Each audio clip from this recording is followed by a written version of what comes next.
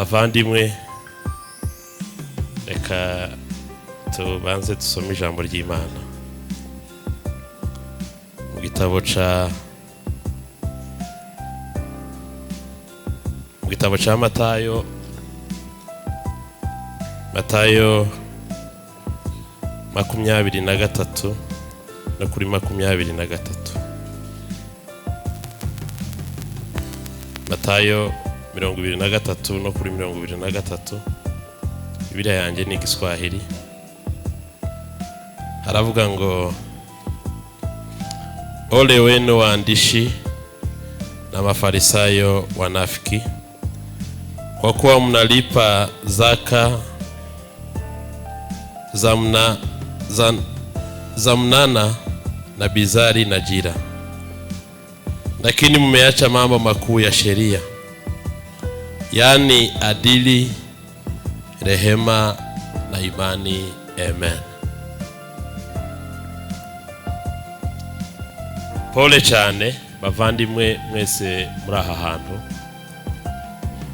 twihangane twese kubera ko iki ni igikorwa kibabaje kandi kirenze kwibwira ko umuntu ababaye mu Gatumba Foundation, abanyamurenge twese muri rusange. Iki ni igikorwa cyadukozeho kandi cyari kitugendereye twese, none twihangane. Hano turi kumwe n'abana bapfushije abavyeyi, hari abavyeyi batakaje abana, hari abatakaje abavandimwe, hari abatakaje inshuti, twese twaratakaje. Twihangane.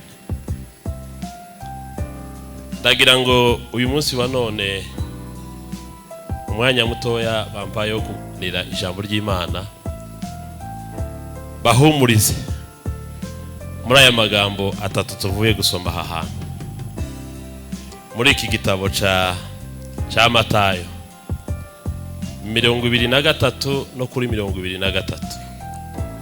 Ngo Yesu yaganiraga n'abafarisayo, abafarisayo n'abansi bari abanyamategeko, ariko Yesu arababwira ngo mwita cyane ku mategeko mugakiranuka ku tuntu dutoya, ariko hari ibintu bitatu amategeko yose abashingiyeho mwirengagiza. Icambere ni justice, icakabiri ni imbabazi, icagatatu ni Bibiliya y'Ikinyarwanda ivuga kwizera, ariko izindi version z'icyongereza zivuga faithfulness, ubunyangamuga, gukiranuka, kuba umwizerwa. Ibyo nibyo bintu bitatu Bibiliya ivuga biremereye mu mategeko yose Imana yatanze. Isi n'ibihugu bifite amategeko, imico y'abantu n'inkomoko yabo yose bagira amategeko, yanditse cyangwa atanditse, ariko abantu bose bagira amategeko abagenga. Muri ayo mategeko yose abagenga, ibyo bintu nibyo bintu biba ari bitatu bikuru mu mategeko yose agenga abantu: ni justice, ni imbabazi, ni ugukiranuka cyangwa ubutungane. Kongo, igihugu tuvukamo, gifite amategeko, kandi Bibiliya yemera justice. Iyo Bibiliya igenda igaruka cyane ibwira abantu justice, justice, justice, urwego ibi bivugamo n'urwego rw'amategeko, aho abantu bakora advocacy bakabona uburenganzira bwabo. Communauté internationale ifite amategeko ayigenga, kandi muri ayo mategeko agenga communauté internationale, amwe muri yo nyuma y'intambara zibiri z'isi zabayeho niho UN yatangiye. Ariko intego nyamukuru yatumye UN itangira kwari ukugira ngo barebe ko bashobora gufasha abantu, kusaidia watu ambao waliweza kuathirika kwa ajili ya vita. Nico cyane bari bagende, nico cyane cyatumye UN itangira nyuma y'intambara ya kabiri y'isi. Icyari kigenderewe niki?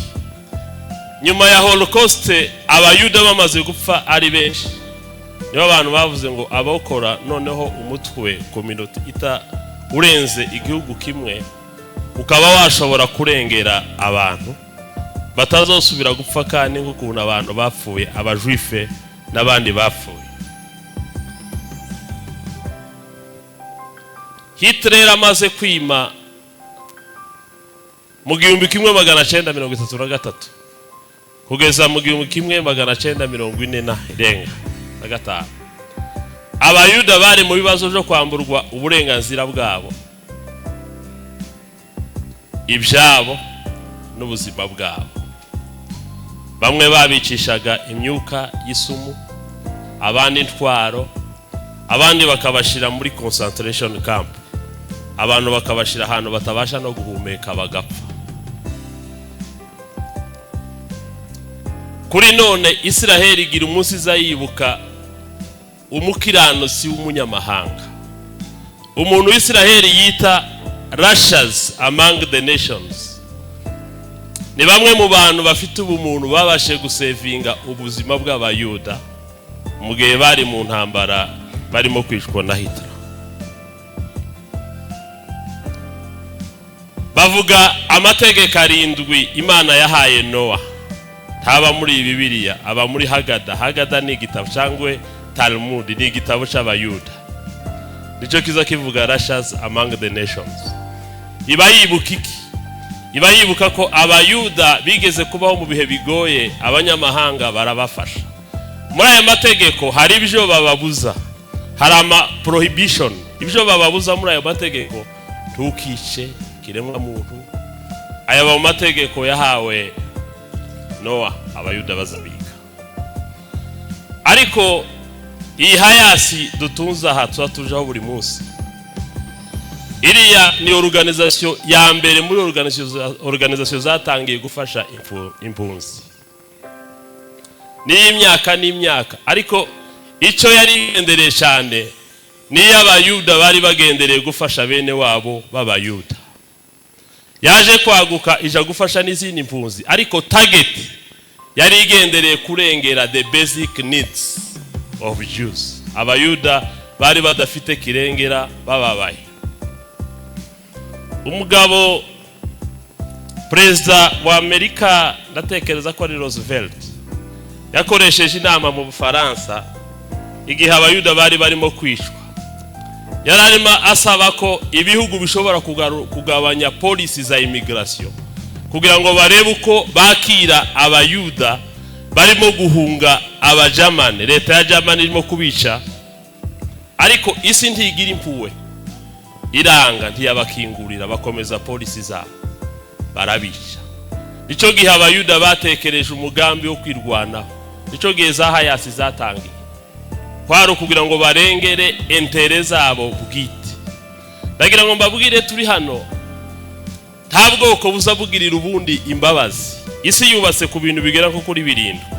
Kimwe muri byo gikomeye ni cause na effet, ni principe y'isi. Cause na effet ni igikorwa kimwe kibaho kugira ngo ikindi kibeho. Ndatekereza ko ibyatubayeho yari cause yakagombye kudutera gutekereza ikindi kubwo kwifasha. Iyo niyo principe y'isi. Ikindi kandi isi yose n'aba capitalist, abantu bo mu isi ahantu batabona inyungu. Tuzagira ngo bazakugirira impuhwe n'imbabazi. Biri muri bimwe Imana yari yarahereye abayuda amategeko kugira ngo ibibigishe iki?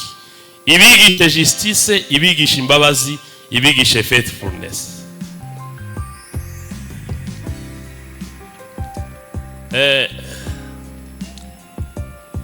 Human Rights Watch yatangiye nayo nyuma ya Holocaust.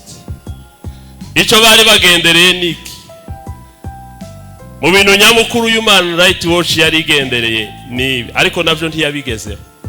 Icyambere no kugira ngo babashe gufasha abantu kubakemurira ibibazo biri basic by'ingenzi. Babona amazi, babona uko biga, babona aho baryama, babona ubuvuzi, ariko ntibigeraho. icya kabiri mu mategeko yabo bashiraho amategeko ayo igihugu icyo cyose cyo mu isi kigomba kuba accountable to. Igihugu cyose cyo mu isi icyo cyose kigomba kuba kiri accountable, kigomba kuba kigengwa n'ayo mategeko, uburyo kibanye n'abaturage babo n'uburyo kibafasha, ariko ntiyubahirizwa. Ikindi muri ayo mategeko bagira irindi tegeko rivuga ngo abantu bari vulnerable, bari minorite batishoboye, bagomba kuba protege wabo, ariko ntiyubahirizwa. Bivuga iki? Isi ntiyigira impuhwe, isi ntiyigira imbabazi. Ababwire gatoya kuri justice. Iringiri Yesu yashinje abafarisayo, arababwira ngo mwibwira gutanga isadaka na kimwe mwacu mukageraho mutanga n'icacumi c'imboga zo guteka, ariko hari ikintu c'ingenzi mwibagiwe, ni justice. Justice ni iki? Ni ubutabera. Ubutabera Bibiliya bivuga inshuro nyinshi cyane, kandi abagabo bakomeye dusoma muri Bibiliya bahagurutse ku mpamvu z'ubutabera. Umwamikazi Esteri yari amerewe neza, yari afite position ibwami, ariko Imana imuha position, yari yaramuhereye position kugira ngo mu gihe runaka azafashe bene wabo, ariko ageze kuri position yari atarabyumva.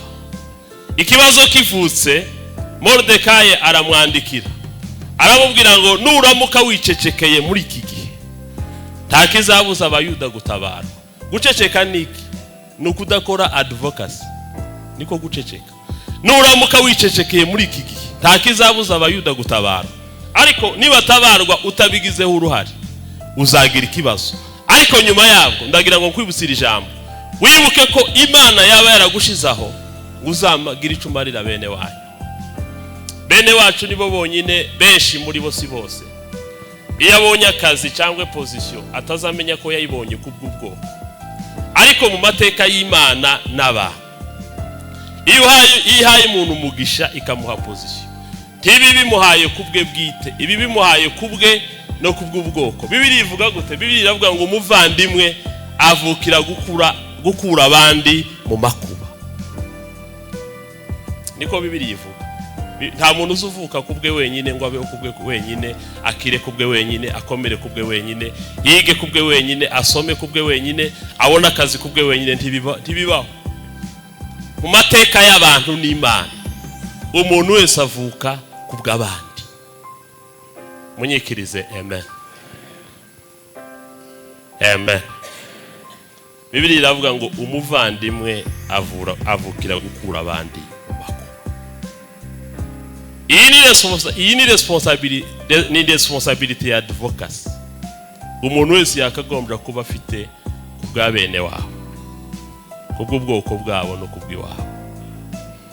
Wa kabiri ni Mose. Narimo nibaza kubera ko Imana itazihagurukiriza abantu umuntu uvuye ahandi. Imana ntizihagurukiriza abantu mushitsi ngo azaza bafasha. Imana izihagurukiriza abantu umuntu bavukamo.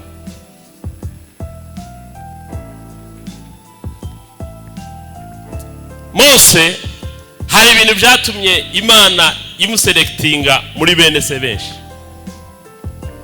Icyambere ni umutima gikomeye, ni umutima wa responsibility Mose yari afite.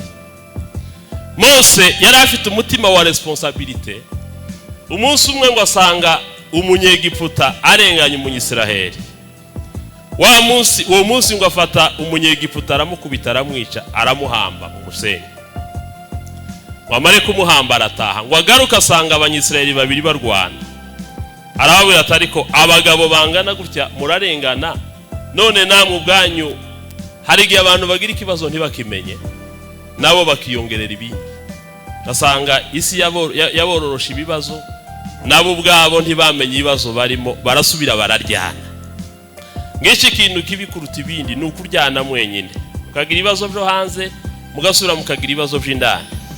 Mose asanga abagabo babiri barimo kurwana, arababwira ati ariko niki cyabateye? Ngo uwiyenzaga kuri mugenzi we aravuga ati ariko ejo wundi wishe umunyegiputa, nanjye urashaka kunyica, ninde wakubwiza umucamanza wacu? Habaye ibibazo bikomeye. bene wacu basigaye baratotezwa. Icya kabiri, inkike zarasenyutse, abantu ntibakigira agaciro, ibituro by'abasogokuruza nabyo byarasambutse. Iryo jambo ngo ribabaza Nehemiya cyane, aja gusenga. Munyikirize amen, munyikirize kandi amen. Nehemiya ngo aje gusenga, arasenga, yakoze ibintu bibiri. Yarasenze akorana advocacy.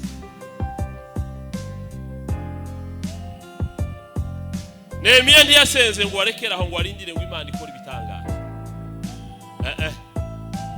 Yarasenze, arasubira araja kuvuga ibwami, aravuga ati mwamara amazi ngo Nehemiya ko mbona utishimye kandi bene uko ukumeze n'umubabaro uturuka mu mutima. Nehemiya aramwata ariko umubabaro ubundi umunezero nawukura.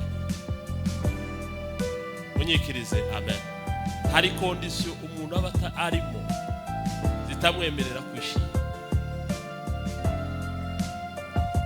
Haba nizi turimo zitwemerera kwishima. Nimba hari ibihe bitwemerera kugaragaza umubabaro mu mutima wacu, ntitugende muri iki gihugu ngo twumve ko twashize, ngo twe dushima ngo twageze ku masezerano. Haba n'abari muri Amerika sabo gushima ko bageze mu masezerano. Umuntu utagira stati takwiriye gushima ko yageze ku masezerano. Isi yubatse gute? Isi kuri none ifite impunzi zigera 110,000. Ibyo ni ibizwi. Amamiliyoni 110. Miliyoni 4 zirenga. Ibo ntibabarwa mu mpunzi, babarwa mu bantu bari stateless, badafite stati. Si impunzi kandi si benegi, badafite stati. Muri izo mpunzi nishi 80% 40 amaporcentage 40 y'impunzi kuri none n'urubyiruko rutari iwabo, rutiga, rutabayeho neza. Wakwibaza ngo se future izaba ari iyi? Nimba hari abantu batameze neza, bana b'abasore b'imyaka 18, 19, 20 batiga, iyo ni yeshekeye mu itorero no mu gihugu. Cyo gituma muri mukubona amatorero yacu ntawubaho. Umwana w'umusore arasimba, umusaza agasimba, umwakabwira undi ngo nagabanye isukari, no kibaza umukuru ntagituba hano muto. Iriya ni illiteracy. Byo mbabwira nuko kuko mu mico y'abantu, mu bigenga imico y'abantu, muri factors zigenga imico y'abantu, umuto yagomba kubaho.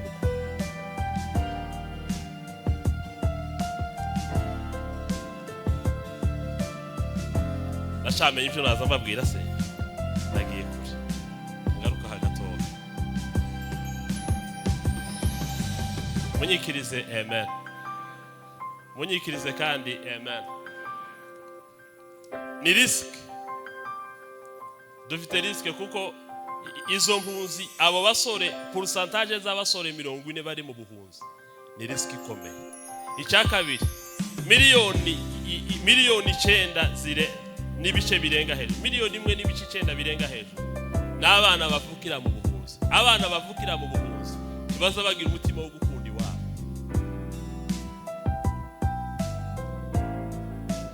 Iyo ni risk tuzahura nayo ejo.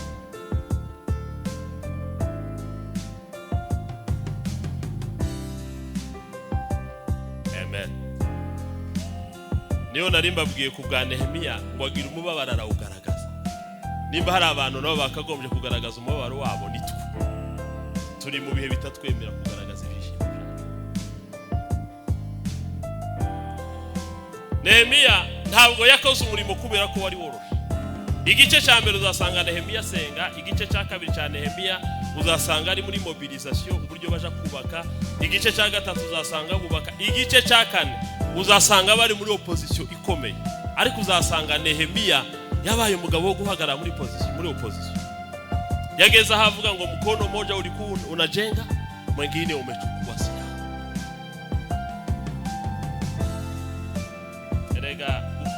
w'abantu bisaba sacrifice. Amen. Ariko mu gice cya 7 niba ari cya 6 niba ntibeshe yavuze ijambo aravuga ngo nabamwe mufura bene data. Icyamutangaje Nehemiya ngo yatangajwe nabamwe muri bo bifura bakagombye kumenya icyo abanzi bo kubaka inkike bakoze Sanbalati, Geshemu na Tobiya, ngo ndetse ngo bamwe bakabashimira imbere ya Nehemiya. Hari igihe mubana n'abantu bakabifura ariko mu gikorwa muri ho ntibababere usanga bifatikanyije n'abanzi. Icyo Nehemiya yavuze aravuga ati ndetse natangajwe n'ukuntu bamwe bashimiraga Tobiya imbere yanjye kandi ngo bakamuvuga neza. Bavandimwe, ni ibintu bikomeye. Hari igihe abantu basinga advocacy ku bwoko burengana, abandi basinga advocacy ko wengine wanajifanya. Niko opposition ya Nehemiya yari.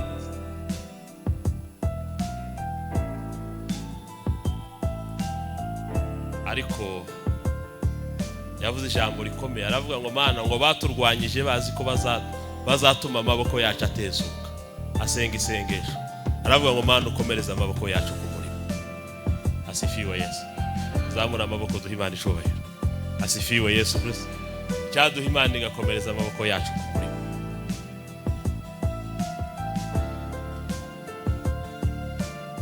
Umutima w'imbabazi ugira abantu babiri.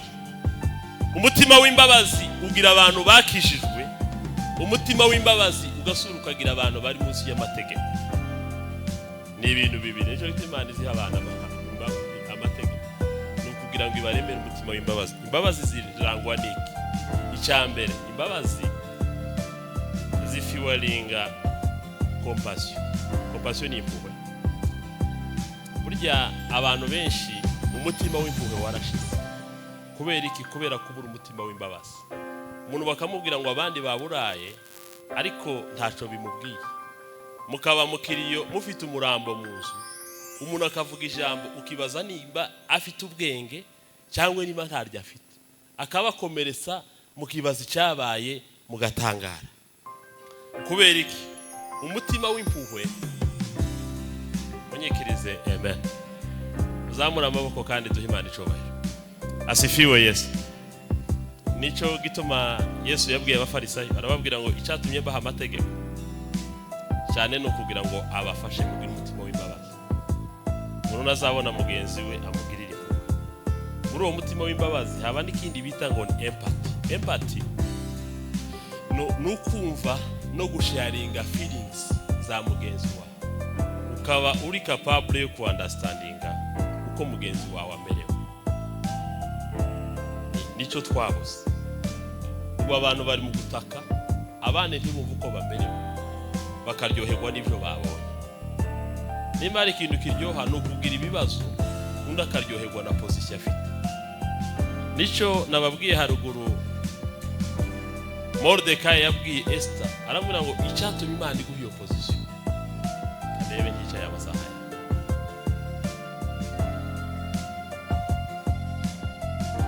Amen. Sigaje iminota mikeya. Abantu benshi ntibagira empathy kubera kubura umutima w'imbabazi. Kandi uyu mutima wewe nimba utarohejejwe no kumenya Imana wakagombye kuba warohejwe n'amategeko. Kuko bene wacu kuko hari bamwe batazakira muri twe. Iwacu nibo bana benshi batari bazi imbabazi. Ugasanga umuntu yishundi ariko abasinzira bagaterana ngo baramabica umuntu bamufunge tureba ni murebe uko mumucikisha. Buriya ni ukubura umutima wa empathy. Uko muri kawaida y'abantu umunyabyaha agomba guhana. Objectif y'amategeko niki nugusetinga standard iby'ingenzi. Icya kabiri ni ukurengera right na liberty z'abantu. Muri justice nasize kamwe ntababwiye muri justice igira akantu bita commitment ikagira n'akantu bita correction. Kugira ngo abantu bagere kuri justice neza bagomba kwita kuri correction. Reka yangaya mbabwire gatoya ihumure ry'abantu rivahe soreze kuri iri mu minota mike yasigara. ihumure ry'abantu rivahe? Ihumure ry'abantu riva ku bintu bibiri by'ingenzi. Icyambere, ihumure ry'abantu rituruka ku bantu bafite umutima w'ubutwari, bafite n'umutima w'ubufura. Ngiri ihumure ry'abantu ryambere ry'abantu y'uko kuko iteka ryose Imana yagiye ihumuriza abantu kubahagurukiriza itwari. Abantu batohunga abandi batewe, abantu batovirira abandi mu kibazo. Niryo humure ry'abantu Imana ryambere Imana iziha abantu. Ihumure rya kabiri Imana iziha abantu ni imfura n'inyangamugayo. Umuntu utorya abandi baburaye. Iryo ni ihumure Imana iziha abantu. Nimurimo gusaba ngo Imana iduhumurize, Imana ibareme mu mutima. Munyikirize amen. Zamura amaboko duha Imana icubahiro. Asifiwe Yesu. Nico bayobu bavugaga, aravuga ngo Mana mfite ico naburana imbere y'amaso yawe. Wambwira umunsi hari umuntu warenganye mpari, hari umunsi umuntu yaburaye mpari, nashinga urubanza. Iryo ni ihumure rya mbere Imana iziha abantu, ni ukubahagurukiriza imfura n'inyangamugayo n'itwari.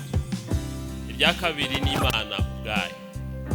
Imana izihumuriza abantu gute? Uzamura amaboko duha Imana icubahiro. Asifiwe Yesu.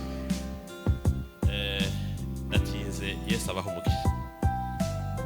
Kavuga kakantu gatoya nsoza. Imana izihumuriza abantu gute? Bwa mbere Imana iri kumwe n'abantu, presence yayo mu bantu iziba satisfaction.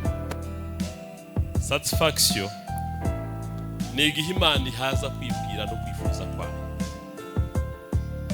Iyo niyo Imana iri mu bantu izitanga ico kintu. Imigambi nizo zimufite ikazibageza. Kwibwira no kwifuza mufite ikakubageza. Ariko iyo abantu bataye Imana, habe nubwo boja muri Amerika no muri Australia, kwifuza kwabo nizo zizabo zazigezwa. Amen. Muzamura amaboko duha Imana icubahiro. Asifiwe Yesu Kristo. Icya kabiri, Imana izihumuriza abantu kubaha empowerment. Empowerment Imana iziha abantu ubutsinzi no kugera kuco begereje, ico bagendereye kuko bakagishoboza. Umwuka wo guferinga ni ikimenyetso cyo gutandukana n'Imana. Igitabo cyose cy'abacamanza cyitwa ngo ni cycle, ni cercle ya deliverance na failure. Igihe abanyisraeli babaga bakomeje Imana, babaga bafite success. Igihe babaga bari ku Imana, bwari ubuzima bwa failure. Empowerment ni ikimenyetso cy'abantu ishanga ubwoko bugihaye kibanza Imana muri bo. Amen. Amen. Zamura amaboko duha Imana icubahiro. Asifiwe Yesu. Ndabona ngifite iminota. Ikindi ni ihumure, ikindi gikurikiraho n'ubuyobozi.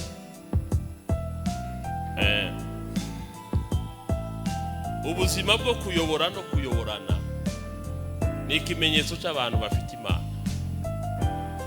Iyo Imana ivuye mu bantu, ntawuzi uyobora, ntawuzi ugaruka ngo agaruke. Ariko Imana iri hagati mu bantu. Munyikirize amen. Zamura amaboko duha Imana icubahiro. Asifiwe Yesu. Giri ihumure rikomeye ry'Imana mu buzima bw'abantu. Imana iri mu bwoko, abantu baza bayoborana bakayoboka. Kuko Bibiliya iravuga ngo ni Imana ya order. Imana yacigira order.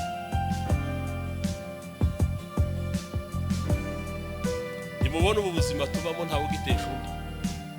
Ni ikimenyetso cyo kubura Imana. Nimubona ubu buzima tubamo ntawe uza wubaha umuyobozi ngo yubaha umukuru yubaha umuto.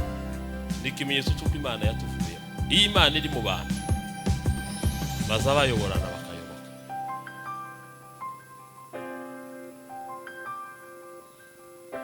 Ubu tugeze mu gihe bene wacu nimburi yatari we watangiye ikintu akaba n'icyo wagitangiye, undi ntazacumva. Ntacanze ko ari kibi, acanze kubera ko ari n'icyo wagitangiye. Niyo mibereho tubayemo. This unit ni failure. Amacakubiri ni uguferinga. Mungu alibariki neno lake. Amen.